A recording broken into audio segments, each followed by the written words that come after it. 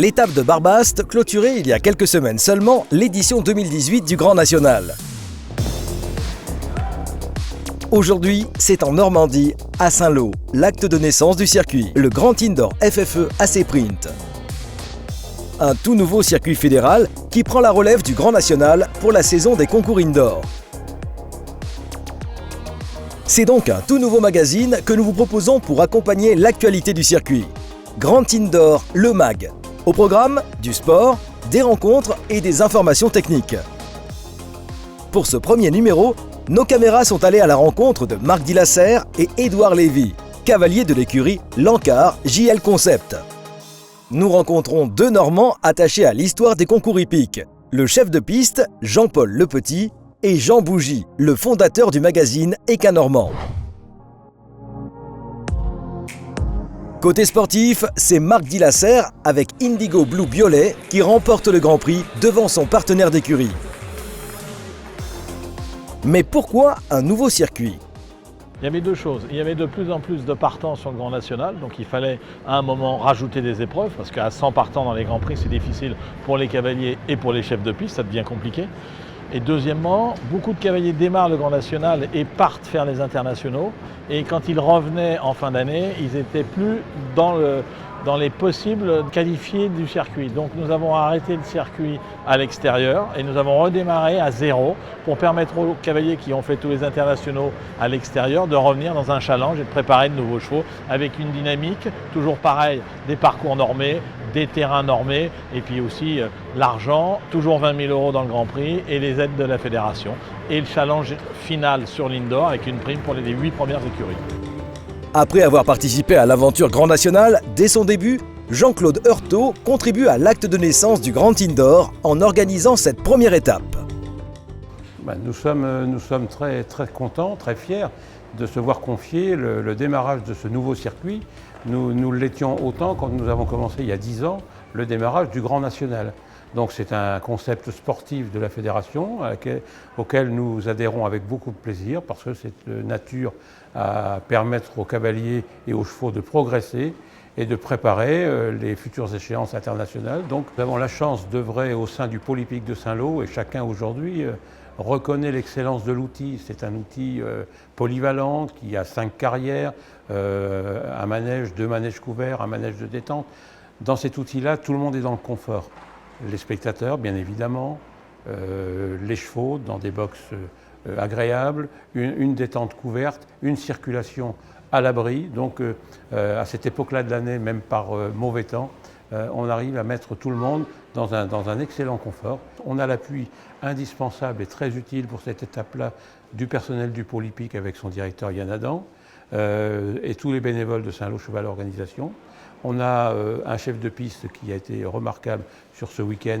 Je pense que ceux qui ont fait ce Grand Indoor aujourd'hui n'en seront que plus à l'aise dans 15 jours lors du CSI 3 étoiles.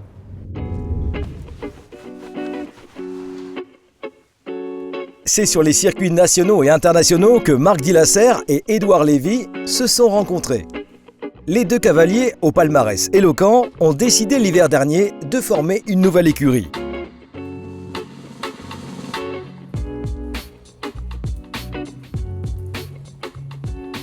Ça s'est fait un peu comme ça, de manière impromptue. J'ai appelé, dit tiens, si on faisait équipe ensemble. Alors, on ne savait pas trop où ça allait nous mener, dans le sens où les saisons, on commence d'une manière et on ne sait jamais comment nos chevaux évoluent. Mais c'est vrai que comme on a tous les deux pas mal de chevaux, c'était un bon circuit pour les aguerrir.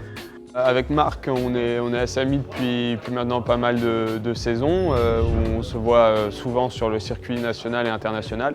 Donc ça nous a donné envie de créer cette écurie et puis d'essayer d'être le plus compétitif possible.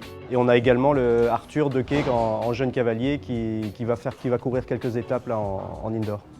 Une volonté affichée de réunir plusieurs générations de cavaliers sous une même bannière. Pour Arthur, c'était un petit challenge aussi de se retrouver en équipe avec nous. Et il avait fait une très belle perf, c'était à Rosières où il était à la 2e manche.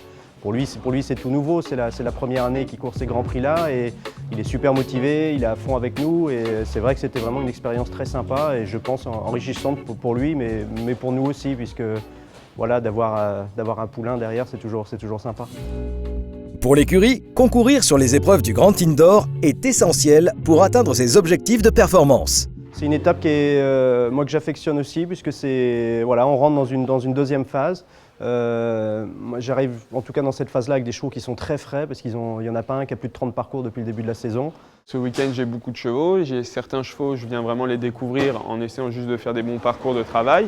Et j'ai d'autres chevaux où j'essaye d'être là pour être compétitif et gagner les épreuves. Et je pense que c'est pareil pour Marco. Donc voilà, cet après-midi, on a pris 2 chevaux qu'on pense en forme. Ces concours sont, je trouve vraiment, c'est autre chose, il y a plus d'ambiance, on est plus près du public. Alors les parcours sont différents, il faut être très réactif puisque les obstacles s'enchaînent très vite et les chevaux peuvent avoir des réactions qu'ils n'ont pas en extérieur. Mais voilà, cette promiscuité avec le public, je trouve, est vraiment très sympa. Un autre membre de l'équipe fait aussi la particularité de cette écurie. J'avais récupéré une jument qui s'appelait Non Coupable. Et j'avais gagné la puissance à Bordeaux, c'était le deuxième 5 étoiles de ma carrière que je courais. Et moi j'étais vraiment le petit poussé de l'histoire et avec ma petite jument on avait gagné cette épreuve. Et derrière son essor Caroline Bou, je l'avais rencontrée et je lui avais dit surtout si un jour vous en avez un sympa dans la souche, appelez-moi, ça m'amuserait beaucoup.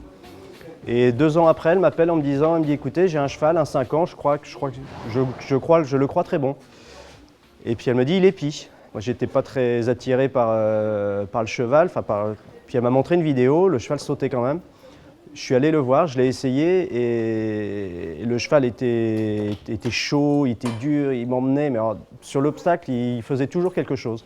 Et c'est vrai que je l'ai récupéré fin d'année de 5 ans. C'est le cheval que j'ai gardé le plus longtemps de toute ma carrière. Parce qu'aujourd'hui, il a 10 ans. Enfin, assez rapidement, j'ai décelé qu'il était très bon, mais après, il fallait qu'il arrive à l'exprimer.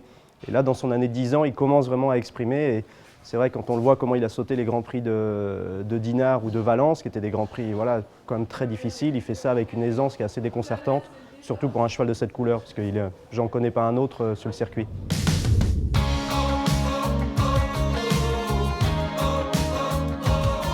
Ça fait 40 ans pratiquement que je fais ça, ouais. Je suis un peu maso peut-être, mais j'ai toujours la même passion. Ouais.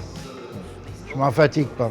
Mon rôle, c'est d'apprendre aux chevaux à bien sauter, c'est de faire progresser les cavaliers et les chevaux.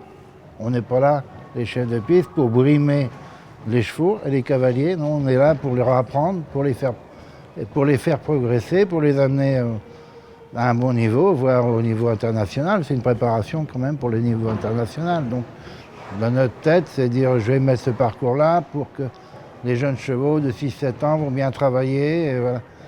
C'est dans le progrès. On est toujours dans l'apprentissage pour aller plus haut, au-dessus.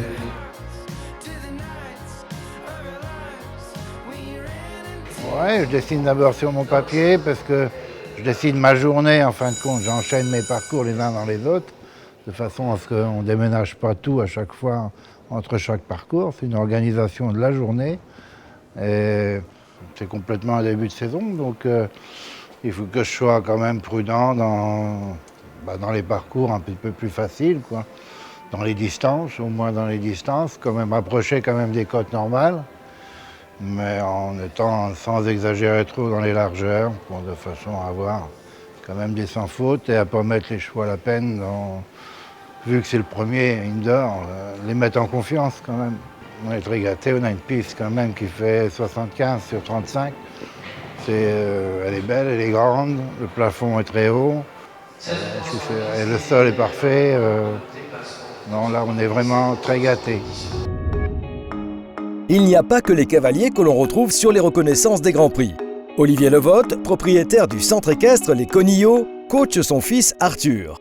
Et c'est lui qui nous parle aujourd'hui d'une des difficultés du Grand Prix, la ligne 4AB et 5AB. On va faire une petite reconnaissance sur un classique de chez Jean-Paul Le Petit, dans ses pistes, à savoir 2 combinaisons à suivre, parce qu'on est assez régulièrement avec Jean-Paul Popol, donc on sait ce qu'il faut travailler à la maison avant de venir au Grand Prix avec Jean-Paul. Nous, on est avec des jeunes chevaux, avec des chevaux de 8 ans, donc qui sont là pour apprendre. Donc la première combinaison, avec de la place quand même dans le virage, donc ça va, il y a de la place pour bien venir sauter ce vertical. Entrée verticale, sortie auxerre. Dans les côtes, c'est raisonnable, je trouve, c'est pas trop gros.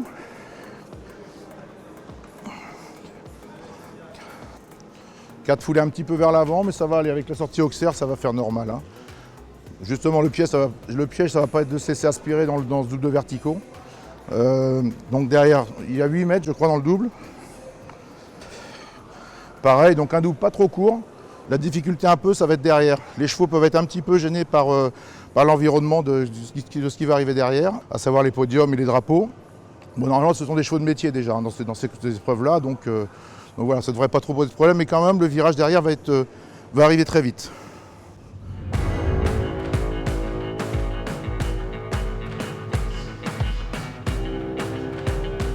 Pour ce premier Grand Prix indoor de la saison, Jean-Paul Lepetit a exploité les dimensions de la grande piste de Saint-Lô et tracé un parcours agréable à monter qui ne mette les chevaux en difficulté.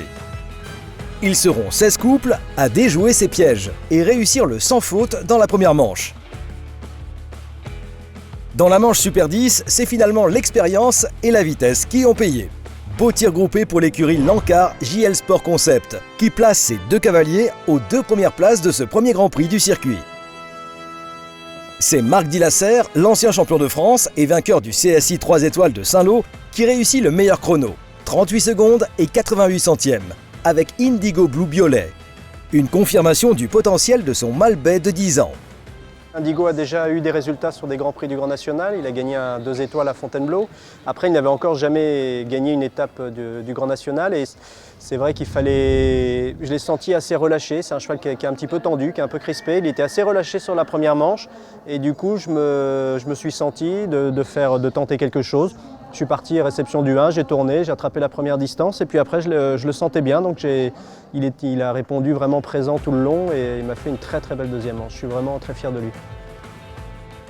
J'ai mon copain Loïc, donc Loïc que tout le monde connaît bien, qui s'occupe de la logistique de la caravane du Grand National. Je lui ai lancé un petit défi un jour, j'étais venu boire un café au stand de la Fédé et je lui ai dit tiens, ça manque un petit pain au chocolat.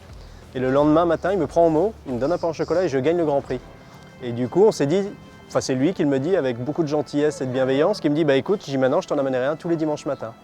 Et donc cette année, il m'en a emmené quasiment toute la saison. Juste une fois, il est oublié, c'est la seule fois de l'année où j'ai pas été dans les 5 premiers d'un Grand Prix. Donc ce matin, il est venu encore avec son petit pain au chocolat. Et voilà. Alors ça commence à faire quelques jaloux, mais on a dit que c'était notre truc à nous deux et qu'on partageait pas. Voilà. Édouard Lévy avait qualifié ses 2 chevaux pour la seconde manche.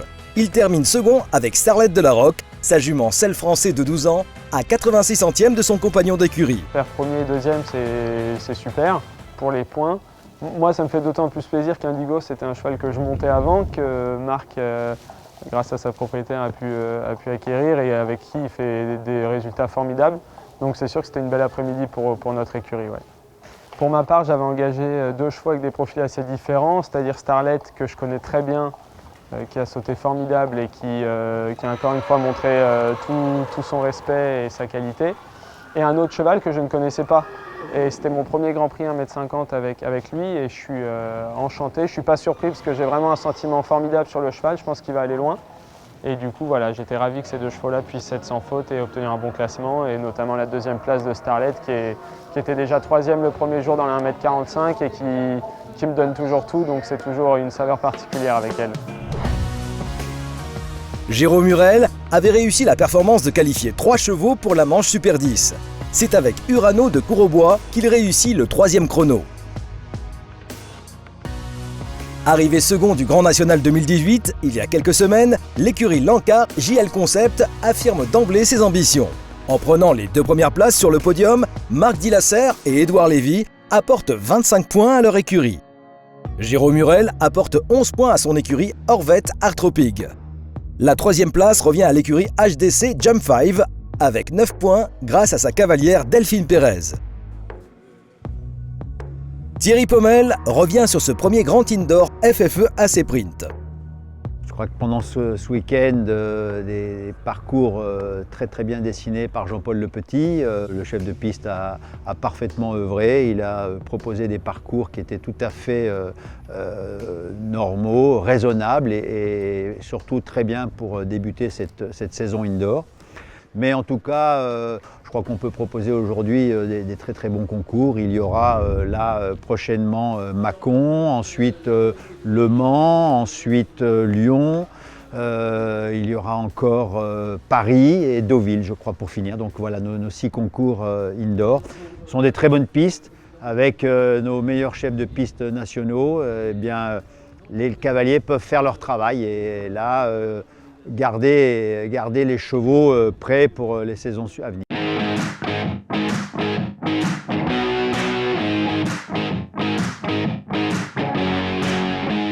Cette étape de Saint-Lô est l'occasion de rencontrer un ancien motard bien connu du monde des sports hippiques, Jean Bougie. J'ai été manager de plus de 50 pilotes de motocross, dont 3 champions du monde. Donc j'avais un petit peu les ficelles de cette relation avec les sportifs. Et honnêtement, depuis que j'avais arrêté cette activité avec le motocross, ça me manquait de ne pas le faire dans le cheval. Donc avec les deux cavaliers de Saint-Lô, l'écurie Équin-Normand a été créée en même temps que le Grand National avec Alexis Gauthier et Benjamin de Vulder. Donc nous sommes la plus ancienne écurie avec les 2 mêmes cavaliers.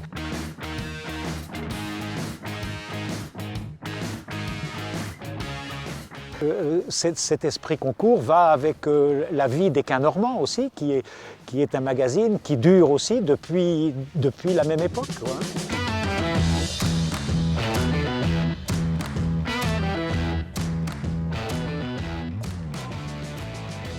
Le Grand National FFE AC Print est bien lancé.